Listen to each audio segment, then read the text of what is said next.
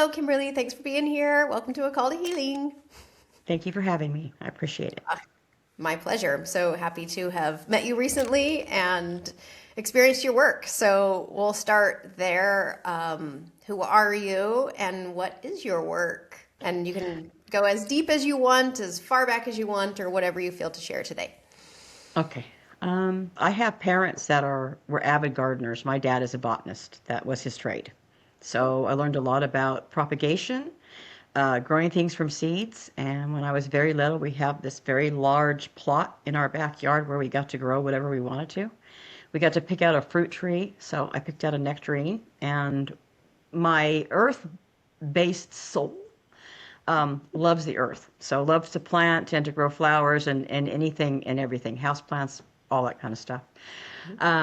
So I've always felt a deep connection to Mother Earth or to Gaia. I've always felt a deep connection to that. And then it kind of moved up towards understanding people, understanding humanity, why they operate the way that they do. And that really started my metaphysical journey. And it started with Western astrology.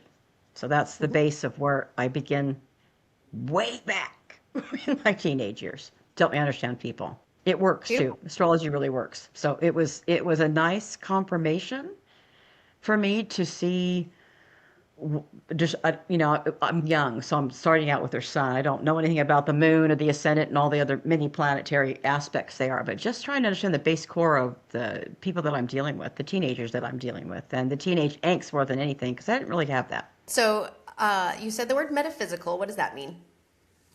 Metaphysics is a philosophical study that goes, it just means beyond the material, beyond physics. Is that like dimensions or more than that? I would say that it was based, yeah, I think it probably is because it goes outside what I would call societal thinking. So I'm going out to look at astrology, palmistry, numerology, all those things that offer you, well, they offer anybody guidance about really looking at self, obviously. I'm a teenager. So I'm looking at what I am versus what everybody else is that I see. So taking a look at how I would react to something versus how somebody else would react, and it was uncanny how accurate it was. And that was just the sun sign. That wasn't anything else. It was just me reading Linda Goodman back in the 1970s and then the 80s, trying to figure out how things work and really just how to better understand people. I've always been fascinated with people and what they do and how they come to conclusions and things of that nature. So for me, it was a very nice guide, and it's been guiding me ever since. Yeah. So Can you give me like astrology what 101? 101. Well, I do Mm-hmm. galactic astrology, but we can start Yes, with that's Western. 102 Yeah, I guess it would be maybe 105. or 100 So 1000. basically, so, yeah, let's try to think about it. So basically, Western astrology is founded upon what they call a tropical environment. I don't know the exact word, where they base everything through the zodiac sign, the 12 zodiac signs, and it starts with seasons. So our calendar works off of seasons, and it starts with spring. Vedic astrology is goes a little bit deeper because it goes into the actual locations of the constellations at birth. So they're literally out there looking at the sky or looking at how a constellation will relate to you. Where ours is more of a, I'm going to say this honestly, probably more of a surface level. It's more about personality. Vedic astrology goes into transits, predictions, and just a deep soul essence of character. So it goes a little bit deeper. And I've never studied it, but anytime I've spoken with a Vedic astrologer, that's usually where it leads me. It's called Siddharyo. I think I'm pronouncing that right, where it goes into a deeper aspect. And their culture is older. It's based on the Bhagavad Gita, so they have a completely different way of looking at it. It's still very similar. I mean, a planet is a planet, and its knowledge is knowledge, so it's not that difficult. So we're dealing with Western astrology deals with this particular solar system in which we live. So Mercury, Venus, Earth, Mars, Jupiter, Saturn, Uranus, Neptune, Pluto, and of course our moon and our sun. And it delves into the planetary influence it has on the human. So if you have Mercury in Virgo, which I do, it's categorized as an exalted place for it to be because that's one of the planets that rules Virgo. So you're going to get information about what that entails. My son's in Libra. What does that mean? Those kinds of things. And everybody has a chart that has this, all of these configurations that are mathematically calculated. I have no idea who came up with those. Back in the day when I was doing astrology, I had to do it by books. I didn't have a computer. I could just plug in someone's name, number, and birth date, and all this data would come up. I had to literally go from book to book to book to calculate where your moon would be and hope it was accurate. It's this obviously computer systems they're accurate. They're more accurate than the human can be because they're mathematically calculated. So it's when that came out, I was delighted because it was easy just to pop up someone's chart and then start talking about it. Because it could take you a while to figure out where their moon is, where their Mercury is at birth, and if it's in close proximity, is it accurate, and that kind of thing. So basically, just talking about how the planets influence you, how our solar system's metaphysics influences personality. And again, that's based on Western astrology. So Okay. So we have the planets and the sun and the moon is Western, and then Vedic is reaching into constellations and I yeah, so assume they stars. look more at constellations. They look at a constellation and say, let's say it's a constellation of Virgo. So they're looking a little bit deeper into different aspects of the Virgo constellation. There's Sirma, there's Spica. They're looking a little bit deeper. So if I was to venture to take an educated guess, I would say that they're probably more in tune with the Milky Way galaxy and how it affects us, as well as our planetary configurations. I'd have to ask a Vedic astrologer. I know a really good one. That's a good question for her. Okay. So he'd Well, be a if good there's person any, to interview. Yeah. yeah, I Yeah. mean, maybe it doesn't. Maybe it doesn't matter, but I'm just a curious person. Is there something between Vedic and Galactic? That's what I'm thinking that there is. And again, I don't know. But if I think about them looking at a constellation as opposed to looking at our planets, we're keeping the planets in the solar system in which we live. Yeah. Whereas they're taking a look at planetary influences, but they look at the constellation that was also influencing those planets at the time. So again, I believe it goes a bit deeper. And then they have their esoteric wisdom that they've passed down. So there's also that aspect of it. And I know a Vedic astrologer who's also a quantum soul guidance practitioner who does galactic astrology. I'd imagine she's quite phenomenal when she does her readings. I think she has a practice where she keeps it with families. I think she might do family charts, like Hmm. looking at family DNA lineage. See, that's very deep. Going Hmm. a little bit, looking at the patterns of your DNA lineage, most likely for clearing, for some kind of healing modality. And you'd think, as having done this since I was younger, you would know, but I can tell you that astrology, plus if there's transits, it's never ending. It's never ending because you've got, Uranus going into Gemini and Jupiter going into Cancer right now, completely shifting and altering consciousness in and of itself just by those planetary shifts, alerting humans to something new, something different, Yeah, something I feel elevated, like I guess. transits and things are definitely more talked about now than what I got out of Cosmopolitan magazine when I was young. Absolutely, and that's what I'm saying is that astrology's come a long way since I did it when I was young. Um, I'm trying to think back if and then there were books you could buy that were, I think, as I got closer to 18, 20, they have like planets in composite. They have love, planets that are about love, compatibility, all kinds of different books that were out there that I read that and then your rising sign is equivalent to your sun sign. It has, in many ways, more depth to it, more breadth to it. So they have a whole book on rising signs. So I've read all of those, and those were written a long time ago. Now we've gone from Western to Vedic, and then we'll go to I'm going to go Galactic. to galactic astrology. So And galactic is that astrology looks at your um, fixed star alignments in the Milky Way galaxy. So it takes you outside of the parameters of our solar system, though they're all work in tandem, and takes you out into the Milky Way galaxy. So we look at constellations the same, but now we're looking at a deeper version of those constellations. In the zodiac signs, we have 12 constellations that we go through. And they are Aries and Gemini, Taurus. Those are our constellations.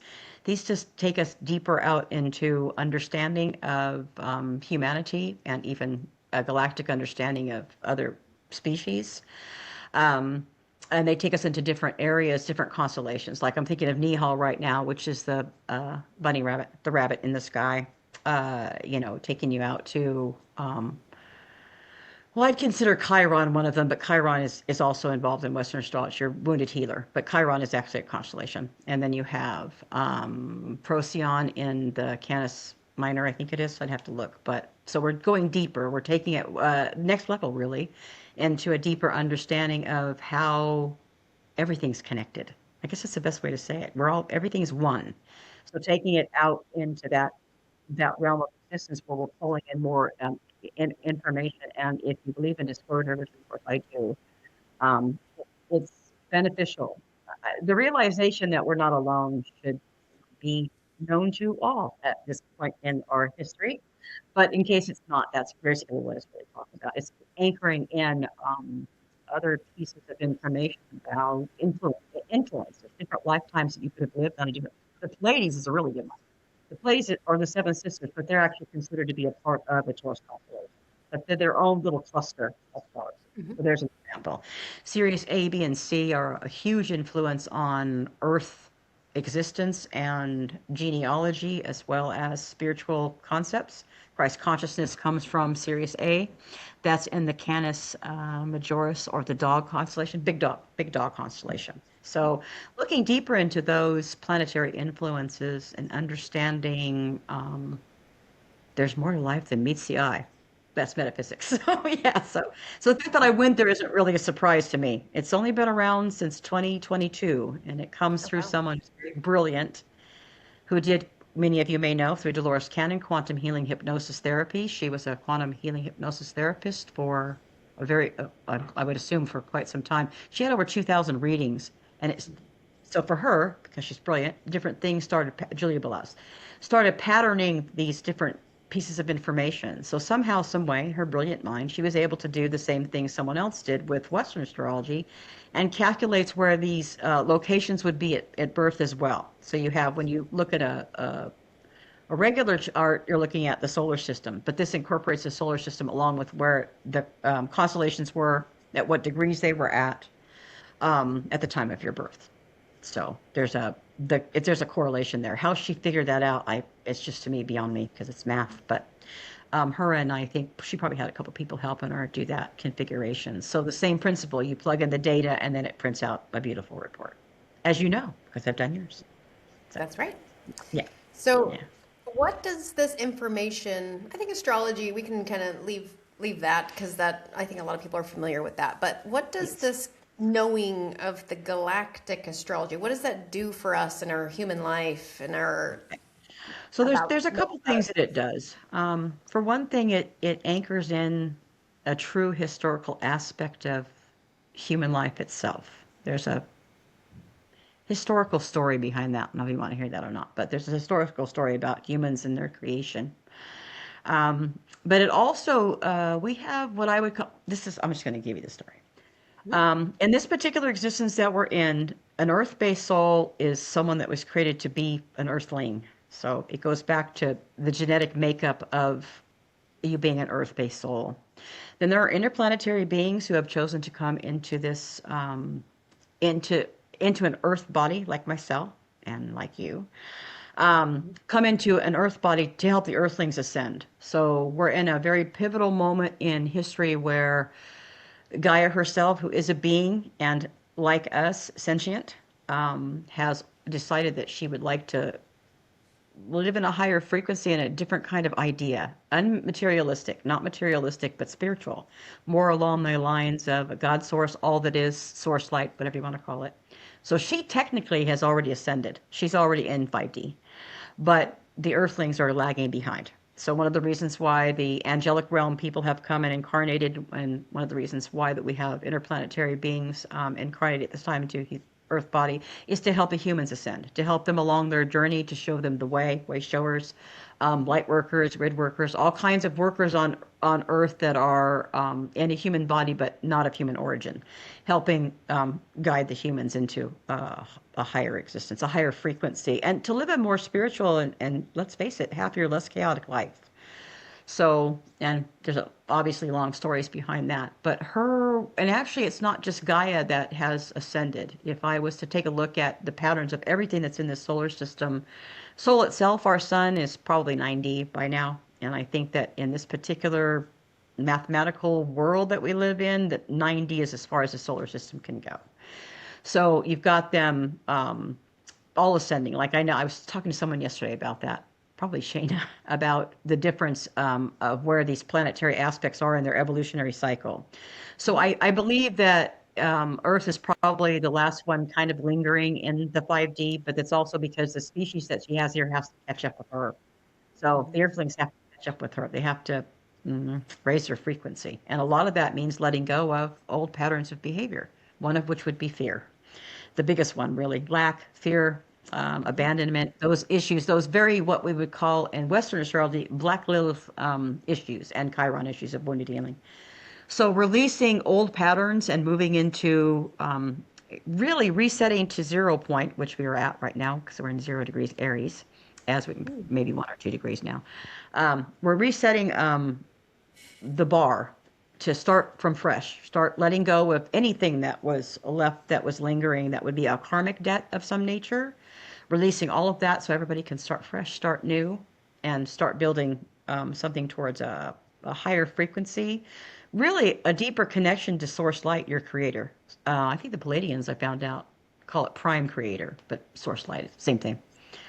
So moving more into that energetic field where, trust me, you'll be a much happier person because you won't be grounded in a lot of the negativity that's there. That's polarity, one of the constructs of our creation, especially as an earthling. So we follow different patterns of creation right now. One of those is polarity, fluctuating back and forth in that infinity line, bringing you back to neutral, bringing you back to neutrality, which I know for a fact is also what a lot of your healers do. They're trying to bring people back to 0 point, trying to bring them back to neutrality, where there's not this huge fluctuation in one direction or the other, but learning about polarity and source light and anchoring into that light so that you still have to learn it. It's built into the human psyche that you're going to go back and forth. And me, I would know that more because I'm a Libra. I really go back and forth, big pendulum swing when I'm doing something.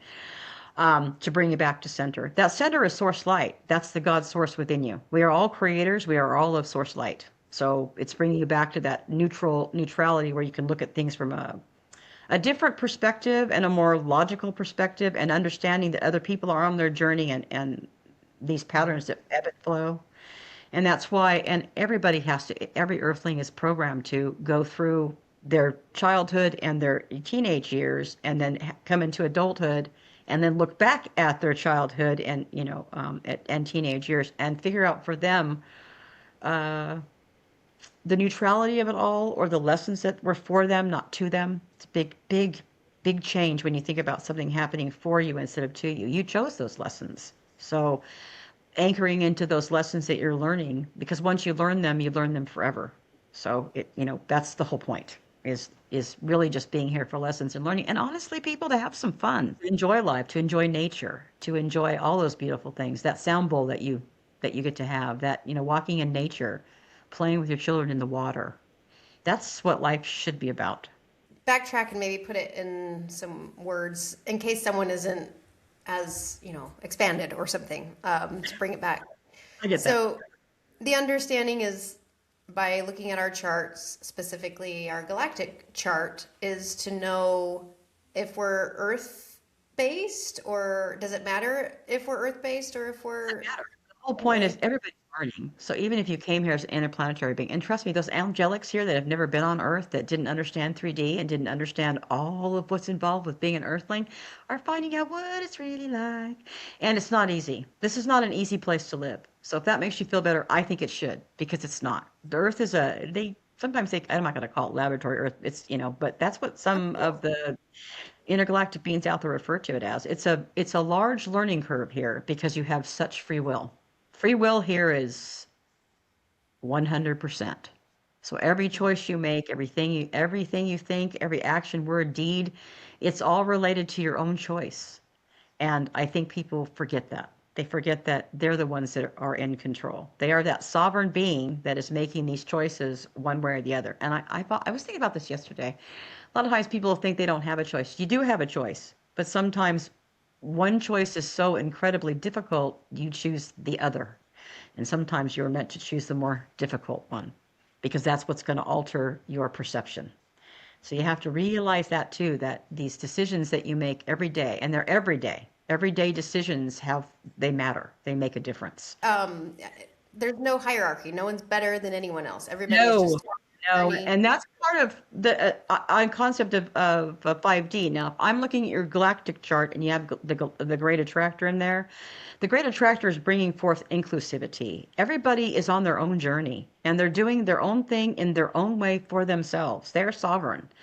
So if you don't agree with it, then don't be their friend. If they're doing something that doesn't jive with what you believe to be, something that you would, appreciate or not appreciate, do it with compassion. Then you don't have to follow that pathway. I think that's another thing too, is people think they don't have those kinds of decisions, but you really, really do. You have the right to say, no, I'm not going to follow that, or no, I don't buy into that, or no, that's not a correct course of action. So you always have the opportunity to make those choices. And they're your choices. Believe it or not, they're all your choices. And you can say that someone influenced you. Maybe they did. But you're the one who still decided to go left or right or straight forward. So, you're the one who's always making those decisions. Again, going back to the understanding of your sovereignty, that I am a sovereign being on my own mission, doing my own, with my own purpose, doing my own journey. And if you can look at it like that, oh, you can even take a tarot card and look at it from the full satchel. You've got this little satchel with these tools in here that are going to help you as you travel along your journey, the hero's journey. And you're, moving forward. And that major arcana takes you along that journey. When you engage in a tarot card reading and someone's stopping you at, let's just take the Hierophant, and they're telling you a story about what that means and where you are in your life, it's propelling you forward into ascension. And then you restart the cycle, and hopefully you're growing all the time, that you're making these leaps and bounds and metamorphosizing leaps and bounds all the time. But you have to participate, and I think that's a lot of what people don't do either. You have to actually actively participate in your own life. Look at other options, do other things, look at and be discerning, so that you know that you're not getting fed false information. That's the biggest one right now, is probably discernment, is being able to differentiate between what you know to be real versus false. And anything that's based in fear is false. So if you're getting some kind of narrative and it has this negative connotation to it and it's fear-based, it's not real. And that's what you really need to anchor into, is start listening to how people behave. Even me, if something isn't resonating with you, consciousness is, you are anchored in consciousness. It's your choice where you choose to take that consciousness, and how you choose to elevate where you need to go in your own ascension journey. Because it's a journey. It's a journey. And some lessons are harder than others. Here's a good example. It's really simple with my dad. I love my animals. They're everything to me. They're my salvation. When they die, it cuts me it guts me. He thinks that's weird because he thinks they're just an animal. And well, they're just an animal. What's the big deal? Well, that's not how I feel about my animals. And I'm sure there's some people out there thinking the same thing I'm thinking. That's not true. They are special, and they're a source light for me. All animals they come from source light to help you cope. They're good coping mechanisms. I mean, look at people's dogs and what they offer to them, and how they're just all pure love. There is no animosity or judgment in an animal. So the loss of them is a big deal to me. So again, but to him, it's like, he doesn't link to them or connect to them in the same way that I do. And he might be sad for a day. That can affect me for a while if I lose them. I love them. So there's just a short example of my journey versus someone else's journey, and no judgment there. My dad's not judging me. He just doesn't understand why that would be of concern to me. So just a difference of opinion, I guess, really. And understanding that, and oftentimes when people get stuck, it's because they're ruminating on something that they think is important. And again, you may think to yourself, well, that's just quit your job. I mean, people say that. I'm sure people are saying that right now. Well, just quit your job. Well, if you're anchored in 3D materialism and you have a family to support, that's easier said than done. So there's your response. Well, that's easier for you because, maybe you're married and you don't have to work. I don't know. But for someone who's taking care, I was a single parent. So quitting my job would have meant we didn't have a roof over our head. So easier said than done. So not to judge people for the decisions that they make. They're their decisions. They're sovereign. That also, my favorite part of that is you don't have to take responsibility for their actions either. Now, children, yes, you do. They're your children. You have to, you're responsible for them until they're responsible for themselves.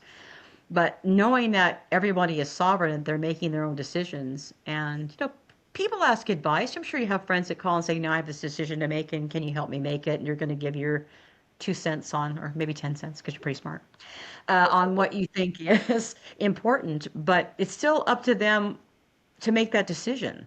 That's their decision, and they have to own that decision. And cause and effect is an anchor and a precept and a law of this universe.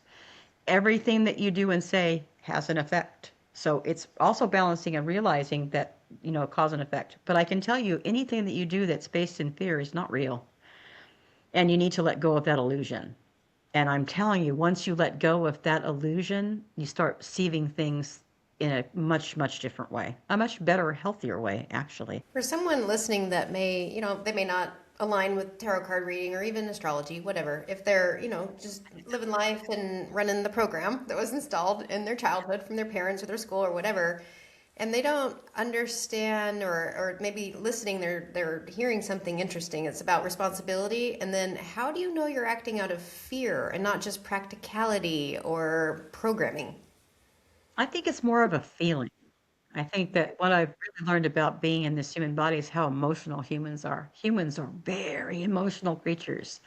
That's why we have the philosophers who have a logic because they're very emotional. I think it depends on the fear base that you're looking at. It depends on how you're looking at it. So you have to give me an example. Like if you're looking at, there's Well, lack mentality. Go ahead. a person that hates their job, but they also have a mortgage and a child and a spouse. So this is But my they just suggestion to you is, I know it's difficult, especially if you have children that you're raising, because I was a single parent, so I get that. It's finding your joy. What makes you happy? What brings you that joy? So I'm just going to throw this out there, and it may seem bizarre to some of you. Let's say you really love animals, and they're what bring you joy.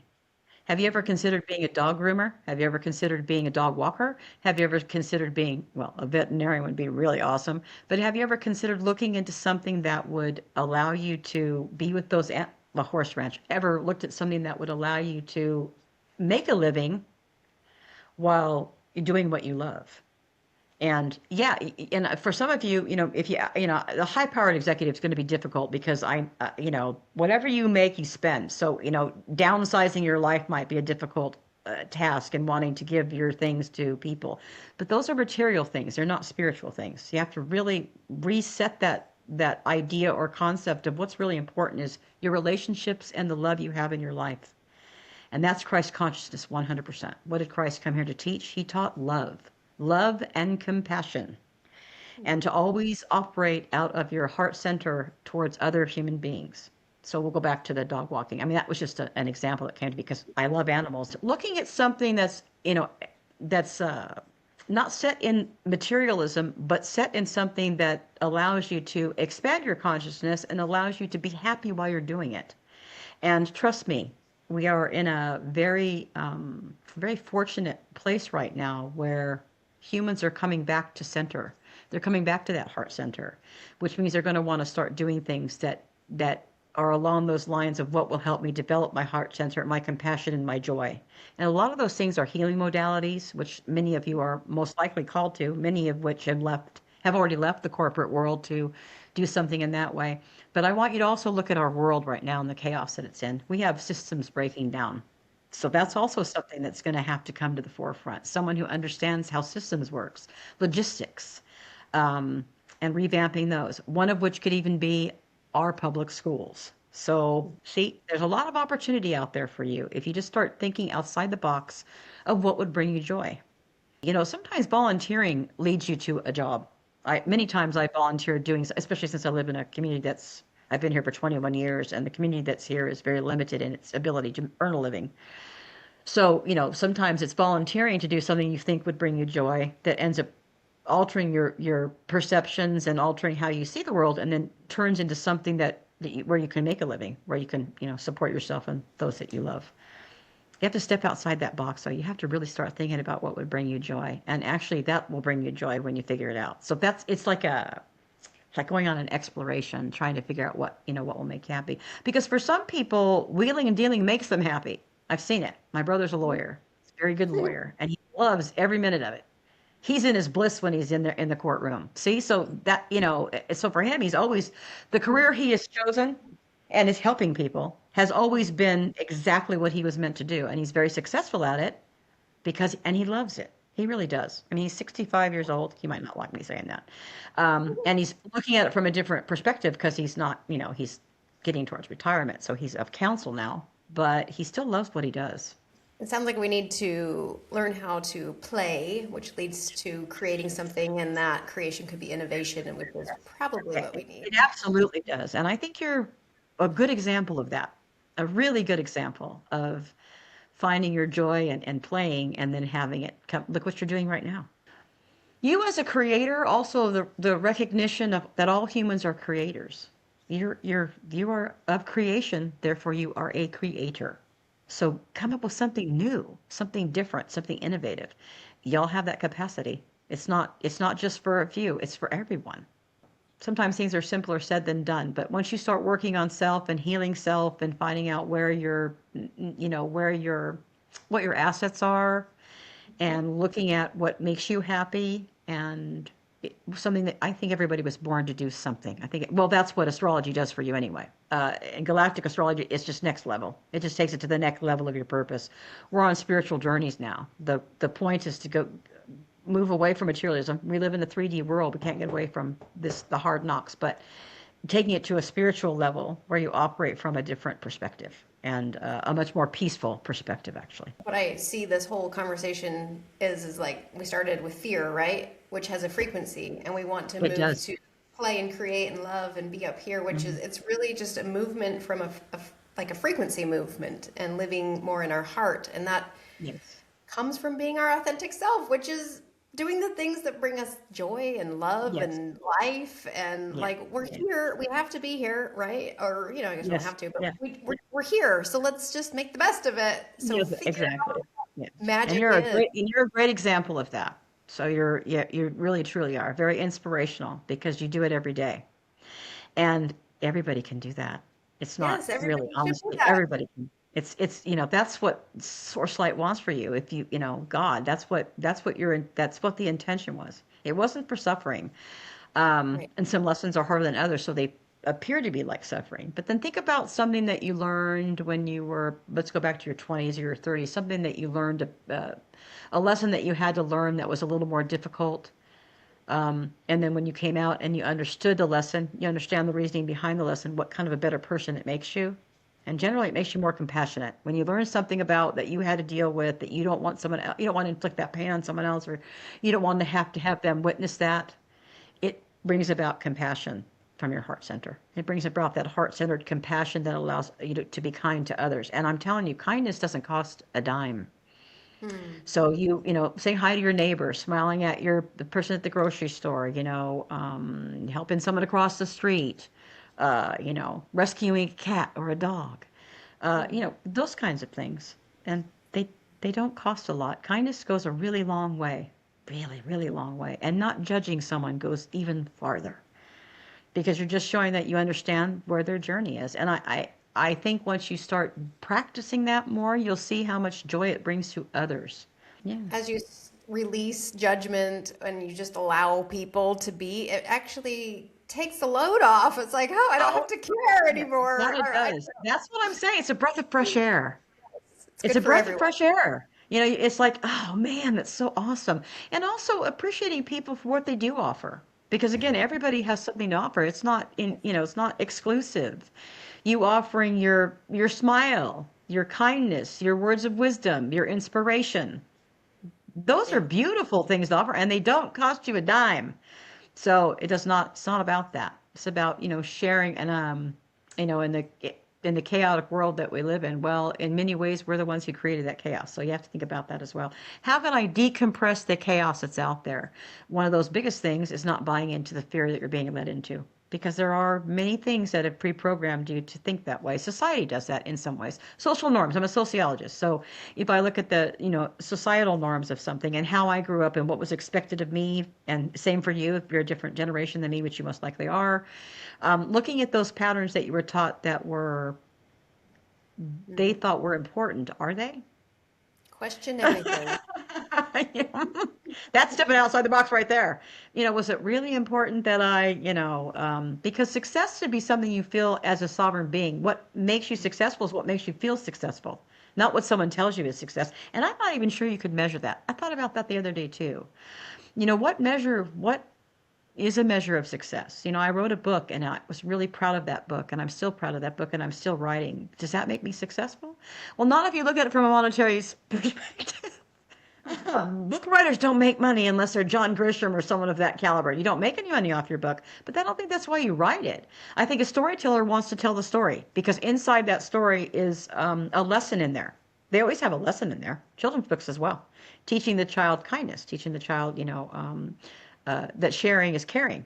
Anything along those lines. Same principle. I think success would be measured if we could measure it in our frequency.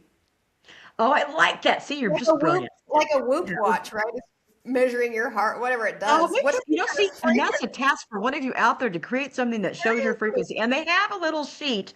I don't know where it comes from. It's kind of like when I was growing up, it was Maslow, where they were doing this hierarchy thing up to the pyramid. But now it's more about hertz, where you are frequency, Yeah. like I think like 9 or something is, like fear. Fear base is a 9, megahertz frequency, whereas I think peace is like 700 megahertz. Look at the difference. When you are at a higher frequency and you're operating from there, things such as chaos don't affect you the same way. They Yeah. just don't. They Because don't. I can't control other people's chaos. I can only control my sovereign self.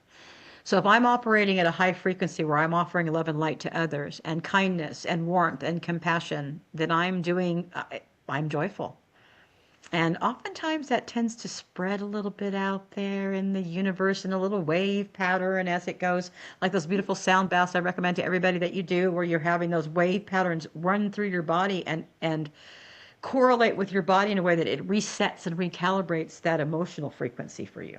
That's why sound baths and the things of those, any kind of sound waves are Full good. frequency. Music. That's what music is. Listening to music that makes you happy does the same thing. And then the healing modality. And we've got a lot of really good healers out there. A lot of good people that know how to bring you back to 0 point. And then hopefully you learn along the way how to get yourself back there in an instant. So if something's bothering you, I mean, there's stressors. I take care of an 87, almost 88-year-old man. I take care of my father every day. So I can't really avoid that because Yeah. well, he's 87, almost 88 years old. So there's Yeah. things that go along with that as I take care of him, taking him to the doctor and all those other things. But looking at it from a compassionate perspective sure makes it a lot easier to handle. I want to touch on the Akashic Records because I know that's something you work in. That is And then I want to leave time for you to say anything that you want to, like if there's something being channeled that you're like, I need to say this on this platform, and then also how okay. people can find you and your services. So we have about 15 minutes, and I just want to Okay. gauge, Okay. like, make Gauge sure. it. Okay. So the Yeah. Akashic Records is easy because it's got an easy definition. So basically, the Akashic Records are what they call it used to be called a library because they didn't have a database. Databases weren't around, but now they're considered the cosmic database of all heart-centered past, present, and future knowledge and wisdom.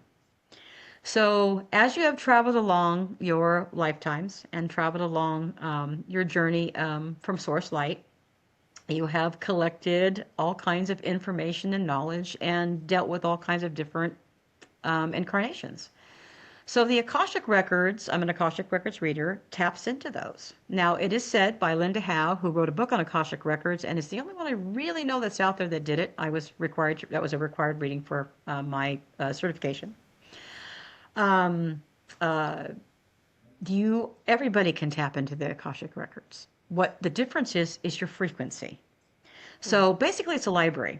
When I go into the Akashic Records, I connect to someone's higher self, that one that's connected to source light. I connect to the level above the earth-based material construct that you're in at present. I go into your higher self, and I talk to you as the essence of who you are that connects to source light. And I go in and I channel whatever is required in the now time for you to know about self that will allow you to make your journey easier. So basically, it's all about you. where you've been, what you're working on, what your tools are, and what you're here to do. And most people want to know mission orientation, and many want to know origin. So the difference between the galactic astrologies, that helps me with mission orientation. Any Western astrology is just the same. It's called the South Node, North Node of Midhaven, and when you look at those, it gives you an idea of what you're gifted at, what you're meant to do, what you came here to do, what would be a better field for you to be in to fulfill that mission, because that's really why you're here. The other information that comes through, it's called your part of fortune, your POF, or your vertex. Show me the tools that you brought with you to allow you to do your job and do it well. And so knowing those things is really beneficial. So the different layers I'm talking about comes from frequency. So I have a high frequency, was born that way. And I try to maintain it as often as possible.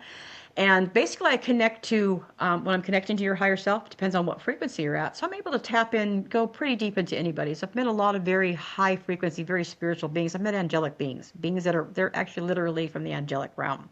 Very high frequency.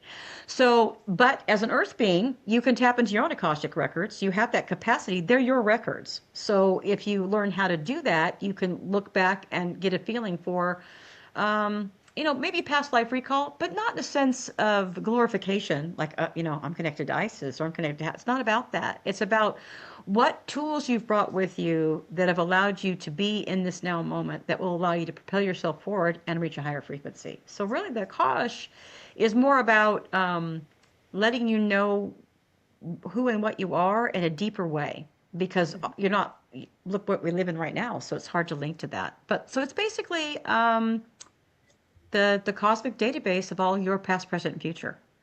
So the beauty of it for me is being able to link you to the essence of who you are, past the authentic self that relates to the earth-based soul that you are, and taking you into the higher realms or the higher frequency of who you are. So that's basically the Akashic Records. I wrote a book, The Beginner's Guide to Metaphysics, and in that book it talks about the Akashic Records. It talks about all kinds of different modalities. It talks about reincarnation, it talks about Akashic Records, it talks about intuition. So it gives you it's not a very long book, each chapter is short with purpose. I encourage people to Google that map of consciousness, it's Yes. David R. Hawkins, because to go into this play and joy, when you look at the numbers, so fear is 100. There's shame, guilt, apathy, and grief are below fear. You move up to desire, anger, and up through. And you know what's higher than love? Joy and peace and enlightenment. His map doesn't have it, but so is authenticity. Authenticity is higher than love. Yeah. And it would be, because you're operating from your authentic self where nothing can interfere with that. You being the best version of you is your authentic self. And I want you to know something. When you connect to your authentic self that's grounded in this earth energy, that's when you connect to your higher self. And that channeling of love and light comes through every minute of every second of every day. I think And there's a lot of unexpected. very applicable tools for people grounded here fully and people who are open to some, bigger expanded ways of thinking. But at the end of the day, yes, I love this Yes. fear to love movement, higher Yes. vibrations, and Yeah. take control of your Yeah. life, take responsibility. You can be joyful and happy. That's your Yes. choice. Well, thank you. So happy that Yes. you're in my field now, and I you're am amazing. too. I do encourage people to do a reading with you of sorts for sure. Oh, that's nice. Yeah, and honestly, especially if you're looking for purpose, sometimes we don't know what that purpose is. I've known since I was young what I was here to do, and I may not have had the words for it, because Ascension was not a word that we used when I was in the 1980s. But I always knew I was here to help people, and it brings me joy. It brings me joy to see people light up when they recognize who they really are, and it's about recognition as well. Oftentimes people talk about remembering who you are, but my word is recognition. The recognition of the essence of who you truly are. And you can't help but be joyful once you figure out what that is. It just comes naturally. And then it sets forward the momentum for you to engage in becoming the best version of yourself. Yeah. So, yes, it's been a pleasure.